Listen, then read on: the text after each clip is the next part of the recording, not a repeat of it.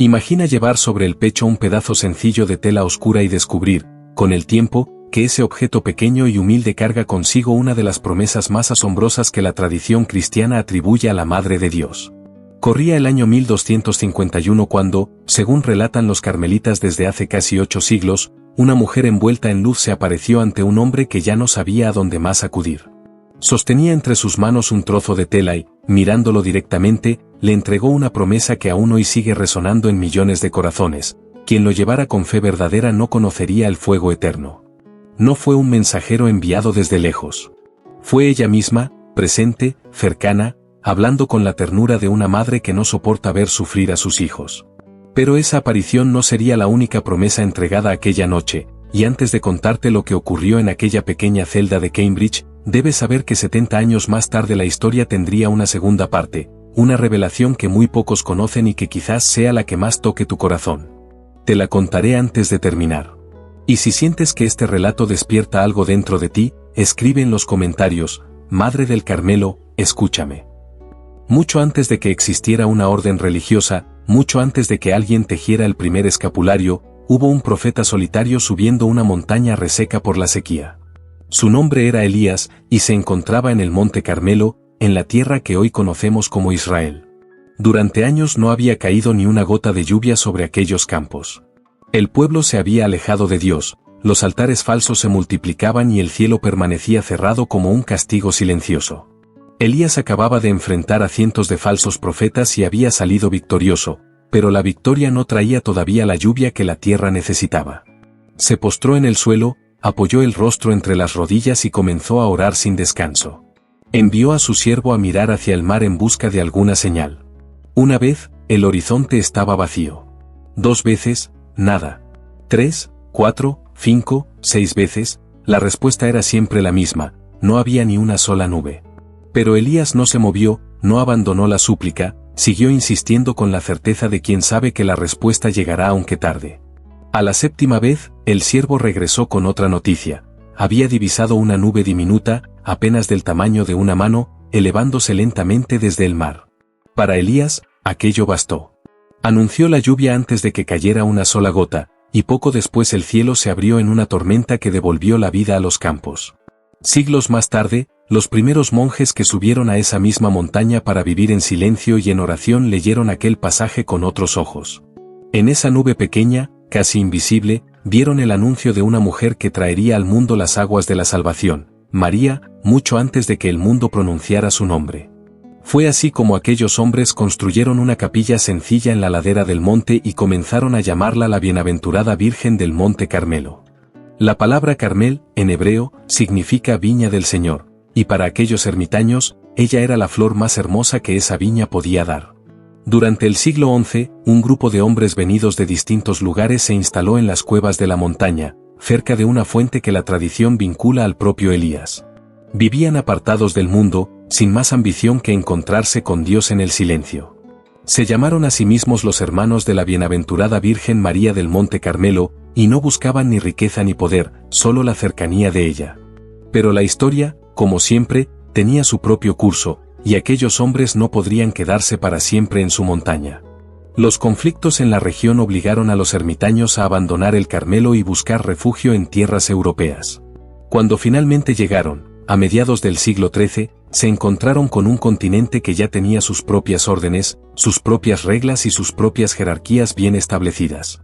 Los recién llegados, con su origen desértico y sus costumbres extrañas, no encajaban con facilidad.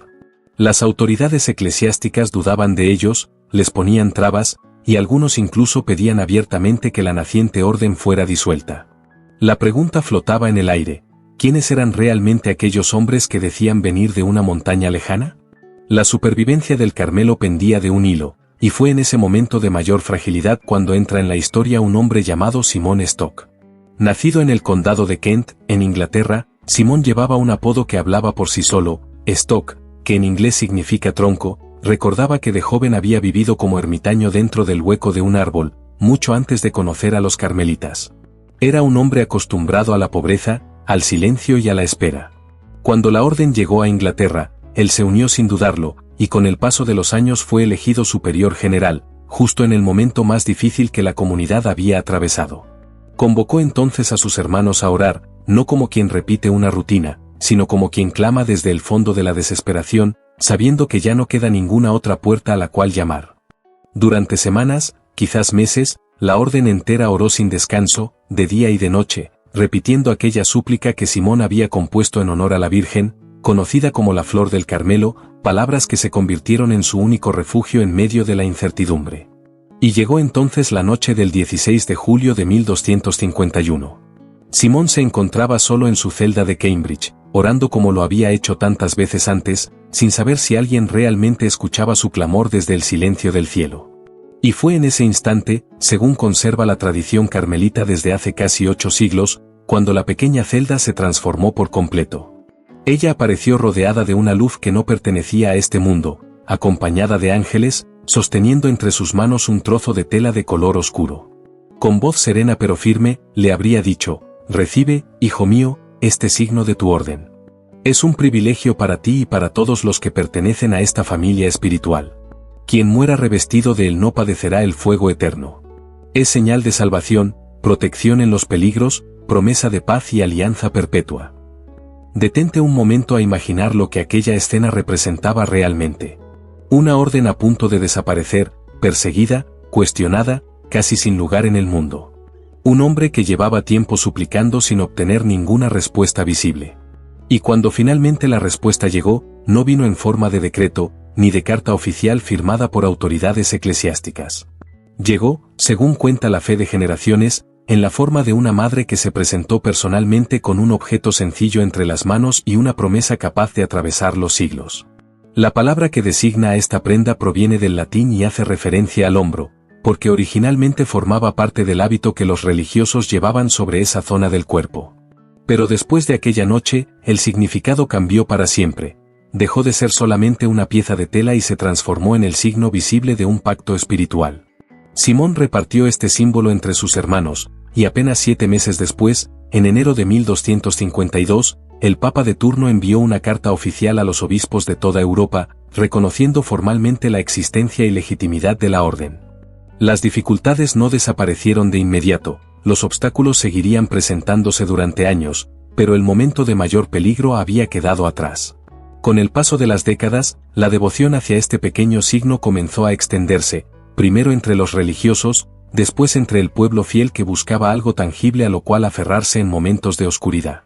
La Iglesia permitió eventualmente una versión reducida para que cualquier persona, sin pertenecer formalmente a la orden, pudiera llevarla consigo como signo de consagración y confianza.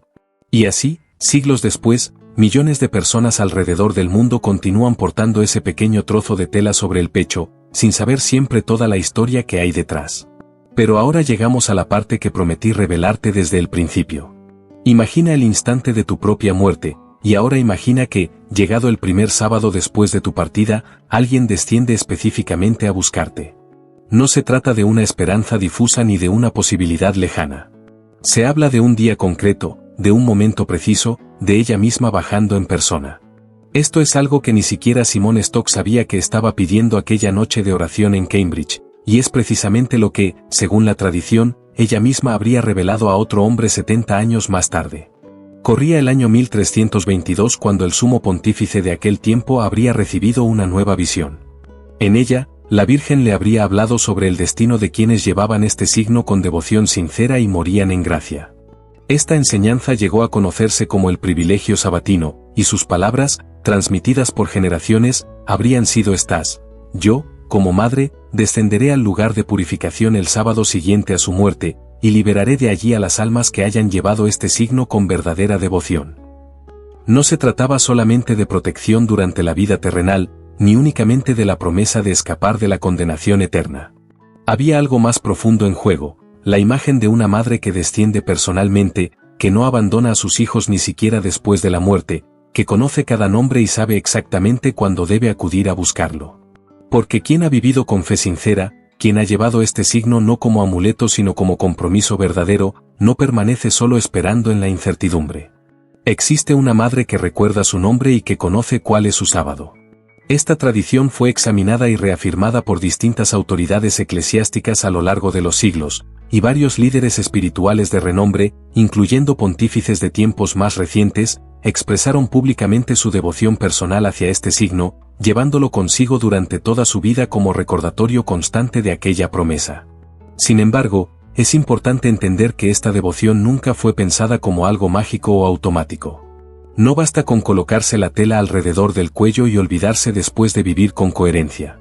Quien desea abrazar esta tradición debe hacerlo con fe genuina, buscando una vida ordenada según sus propias circunstancias, y cumpliendo con las prácticas espirituales que acompañan este compromiso.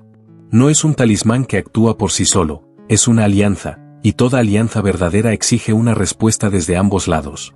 Esta promesa tampoco garantiza una vida libre de sufrimiento, ni asegura que las circunstancias siempre resulten favorables, ni que quienes amamos tomen siempre las mejores decisiones. La promesa es distinta, más profunda, es la certeza de que, en el momento más oscuro, no estaremos completamente solos, de que hay alguien que conoce nuestro nombre, y de que cuando todo lo demás llegue a su fin, habrá una madre esperando al otro lado. Eso es lo que realmente representa aquel pequeño trozo de tela, no superstición, sino memoria viva de una promesa que sigue vigente. Ella continúa siendo la misma madre de aquella noche de julio de 1251, y su amor, según cree quien abraza esta tradición, no ha cambiado ni un solo día desde entonces. Si esta historia despertó algo en tu interior, si sientes que hay una parte de ti que necesitaba escuchar precisamente esto, te invito a compartir en los comentarios qué fue lo que más te tocó, y si te gustaría que profundizáramos en otras tradiciones marianas en próximos relatos.